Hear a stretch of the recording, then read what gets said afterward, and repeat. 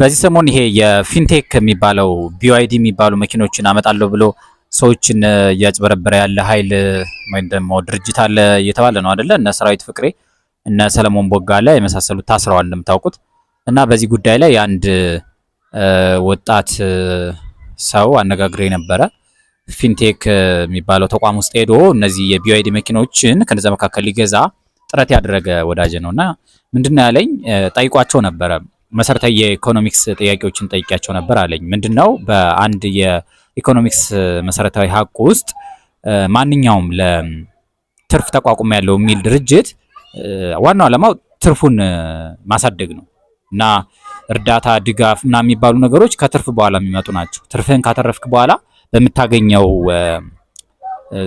ትርፍ ከዛ ከትርፍ ላይ ቀንሰህ ነው ሰዎች ልታግዝ የምትችልና ይሄን ታሳቢ አድርጎ ይሄ ምንጬ ማለት ነው ጠይቋቸው ነበረ ሲነግረኝና አንዳንድ መሰረታዊ ጥያቄዎች አነሳውላቸው አለ። ግን ጥያቄዎችን ለመመለስ ፍላጎት አልነበራቸውም ማለት እንደውም በጥርጣሬ አይን እንዳዩት ነው የነገረኝ፣ እንደተበሳጩበት በቃ ገፍትሮ ማስወጣት አይነት በሉት እንደዛ ነበረ ያደረጉ አለ ማለት ነው። ከማስታወቂያው በኋላ እንግዲህ አንድ አመት ሊሆነው መሰለኝ ሚያዚያ 2017 ዓ.ም ነበረ እነ ሰራዊት ፍቅሬ እነ ሰለሞን ቦጋለ ማነው እሱ ደግሞ ቲክቶከሩ ይሄ ሽቶ የሚያበዛው ሰውዬ እነዚህ በጣም ሲያወሩ ስለነበረ እሱም ተወሱሶ ሄዶ እንደዛ አድርጎ ነበረ። ሌላ ምንድነው ያለኝ፣ ለወደፊቱ የሚያው ጥንቃቄ ላይ እንዲጠቅማችሁ ብዬ ነው የማወራችሁ። ምንድነው ያለ 950 ሺህ ብር ነው መሰለኝ አይደለ የምታስይዙ አንድ መኪና ለመግዛት አጠቃላይ ዋጋው 3 ሚሊዮን አካባቢ ነው። ከዛ ምንድነው 2 ሚሊዮኑን የምትከፍሉት በ5 አመት ውስጥ ነው፣ ግን ምንም ወለድ የለውም ማለት እና አንድ እንደዚህ አይነት ድርጅት ሌላ ሊያደርገው የማይችለው ነገር ያለ ወለድ 2 ሚሊዮን ብር ሊሰጣችሁ አይችልም በ5 አመት። በቃ ማለት ያለ ወለድ 2 ሚሊዮን ብር አያበድራችሁ። በቃ ይሄ ከፋይናንስ መሰረታዊያን ውጭ የሆነ ነገር ነው። ባንኮች ከሚሰሩበት መሰረታዊ ነገር የወጣ ነገር ነው። ስለዚህ ይሄንንም ታሳቢ ማድረግ ያስፈልግ ነበረ። ስለዚህ ድምዳሜው ምንድነው፣ ምንጬ መጀመሪያውን ድርጅቱ ለማጭበርበር አስቦ የተቋቋመ ድርጅት እንደሆነ ነው የነገረኝ። ይሄንን በሌሎች ምሳሌዎች ለማሳየት ሞክሯል። ለምሳሌ ጎጆ ብሪጅ ሃውሲንግ የሚባል የቤቶች ገንብቶ ለመሸጥ ሀሳብ የነበረው ድርጅት ይሄንን ምንጬን ጀምሮ የተለያዩ አካላትን ገንዘባቸውን ተቀብሎ 80 ሺህ ብር ነው መሰለኝ አለኝ። 80 ሺህ ብር ከዚህ ከወዳጅ ወስዶ ከሌሎችም ወስዶ ሙከራ አድርጎ ነበረ። የራሱ የሆነ የስራ ሀሳብ ነበረው ጎጆ ብሪጅ ሃውሲንግ፣ ግን አልተሳካላቸውም። አልተሳካላቸው ሲል ብራቸውን ቀጥታ ነው የመለሱላቸው። 80 ሺህ ብሩን በባንክ ሂሳባችን የመለሱልን ነው ያለኝ። ስለዚህ ምንድነው እንደዚህ አይነት ነገር ሆኖ አልተሳካ ሲል ኦሪጂናል የሚባል ትክክለኛ የሚባል የንግድ ተቋም ከሆነ ምን ያደርጋል? ገንዘባችሁን ይመልስላችኋል ማለት ነው። ይሄ ፊንቴክ የሚባለው የሰሞኑ ግን ፊንቴክ ስሙን በትክክል እርግጠኛ አይደለሁም፣ ብቻ ፊንቴክ ኢትዮጵያ ምናምን የሚባል ነው። እሱ ድርጅት ግን ኢንቨስትመንት ኢትዮጵያ፣ እሱ ግን ይሄን ሊያረግ የፈቀደ አይመስልም። እና ለወደፊት እንደ አይነት ነገሮች ላይ በጣም መጠንቀቅ አለባችሁ። ሌላ የጠየቁት ጥያቄ ምን ነበረ? የምር የሆኑ ግለሰቦች ተሰባስበው ሰዎችን ለማጭበርበር ብለው እንደዚህ አይነት ማስታወቂያና እንደዚህ አይነት ነገር ሊያረጉ ይችላሉ ወይ ብዬ ስጠይቀው በትክክል ነው ያለኝ። ምሳሌ አድርጎ ያነሳልኝ ኤርሚያስ አመልጋን ነው። ያው የኤርሚያስ አመልጋ ጉዳይ ብዙ ጊዜ ያከራከራል ታውቃላችሁ። ለአመታት በጣም ያከራከረ ጉዳይ ነው። የቤት ሰራላችኋለሁ ብሎ ብዙ ሰዎችን ገንዘብ ተቀብለው መመለስ አልቻለም እና ዛሬም ድረስ ብራችንን ተበልተን ቀረን የሚሉ ብዙ የምናውቃቸው ሰዎች አሉ። ለምሳሌ አዜብ ወርቁ ዝነኛ ሰው ናት። አዜብ ወርቁ በብዙ መንገድ ታውቋታላችሁ። የእረኛ የድራማ ደራሲ ናት። ቲያትርም ውስጥ እንደዚህ በደንብ ያለች ናት። ከደረጃ ኃይሌ ጋር የድራው ጨዋታ የሚባል ዝግጅት ነበራት። አርቲስት ቴሌቪዥን ውስጥ ዋና ስራ አስፈጻሚ ሆና አገልግላለች። እሷ ሴትዮ ለምሳሌ በጣም ከሚበሳጩ ሰዎች መካከል ናት በዚህ ዘርፍ። ግን ኤርሚያስ አመልጋ ሁሌ ሲጠይቁት ምንድነው የሚል አላሰራኝ ብለው ነው እንጂ እኔ ገንዘብ አጭበርብሬ ለመጥፋት ያረኩት ጥረት የለም ይላል። ግን ይሄ ምንጭ የሚለኝ ምንድነው ማንኛውም አካል እንደዚህ ከሰዎች ገንዘብ የወሰደ አካል ማድረግ ያለበት አላሰራው ካልክ መመለስ ነው ገንዘብን። ምንድነው ያነሳው ለጥያቄ ለምንጬ ምናልባት የተወሰነውን ገንዘብ ኢንቨስት አድርጎት ከሆነ ለምሳሌ ሪል ስቴት የሚሰራ ድርጅት ሲሚንቶ ገዝቶ ምናምን ከሆነስ ስለው ሲሚንቶ የገዛበትን ደረሰኝ ማቅረብ አለበት።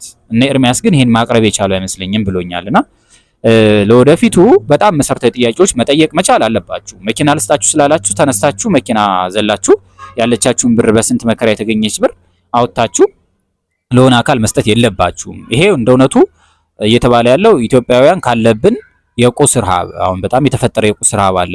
በቅርብ ዓመታት ውስጥ ሀብታም መሆን ምናምን የሚባል በጣም የከፋ በአንዴ ዘሎ እንደው ሀብታም ለመሆን የሚደረግ ጥረት ብዙ ችግር እያመጣ ነው። ሌላ መሰረታዊ የኢኮኖሚክስ እና መሰል እውቀቶችን ለማካበት ጥረት ማድረግ ያስፈልጋል። ሶስተኛው መመክረው መረጃ በጣም መከታተል ያስፈልጋል። መገናኛ ብዙሃንን በደንብ መከታተል፣ እኛን መጠየቅ። ምክንያቱም እኛ የተለየ እውቀት የለንም፣ ግን ሰዎችን እንጠይቅላቸዋለን። እንደዚህ አይነት ነገር ሲያጠራጥራችሁ መታችሁ ምርመራ አድርግልኝ፣ ጥርጣሬ አለኝ፣ ልገዛ አስቤ ነበረ፣ ግን የሆነ እንዲህ የምጠራጠረው ነገር አለ ብላችሁ ብትጠይቁ ምርመራ ያደርጉላችኋል ማለት ነው። ለምሳሌ እንደነ ኤልያስ መሰረት አይነት እንዲህ አይነት ስራዎች ሊሰሩ የሚችሉ ጋዜጠኞች አሉ እዚህ ሀገር። ስለዚህ እንደዚህ ማድረግ፣ ሶሻል ሚዲያ ላይ ማማከር፣ ሰዎችን በአደባባይ ሞታችሁ እንደዚህ አስቤ ነበር ምን ይመስላችኋል ብላችሁ በግል ፌስቡክ ገጻችሁ፣ ቲክቶክ ገጻችሁ፣ ዩቲዩብ ላይ እንደዚህ ጥያቄ ብትጠይቁ ሰዎች ይበልጥ ኢኮኖሚ የሚያውቁ ገበያ የሚገባቸው አማካሪዎች በደንብ ያማክሯችኋል ማለት ነውና እንዲያ ባለ መንገድ ከመጭበርበር ራሳችሁን መታደግ ትችላላችሁ። ዞሮ ዞሮ የደረስኩበት ድምዳሜ ዛሬ ቀኑን ሙሉ እንደዚህ አይነት ጉዳይ ላይ ሰዎችን ስጠይቅ ነበረ።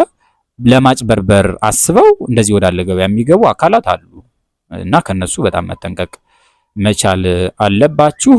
ግን ደግሞ በዋናነት መንግስት እንዲህ አይነት አካላትን ቀድሞ መከላከል አንዱ ስራ ይመስለኛል አይደለ? ህዝብ እንዳይጭበረበር እንዳይበደል፣ የሰራው የልፋቱ ውጤት ተገቢ ቦታ ላይ እንዲያርፍ ጥበቃ ማድረግ የመንግስት ኃላፊነት ነው። ሰሞኑንም እንግዲህ ይሄ ስርዓቱ እንደዚህ ከዚህ ጋር ሊገናኝ ይችላል። ለምሳሌ ዛሬ የሰማሁት ዜና የፊንቴክ ኃላፊ የሆነ ሰውዬ ታስሯል የሚባል ነገር ሰምቻለሁ።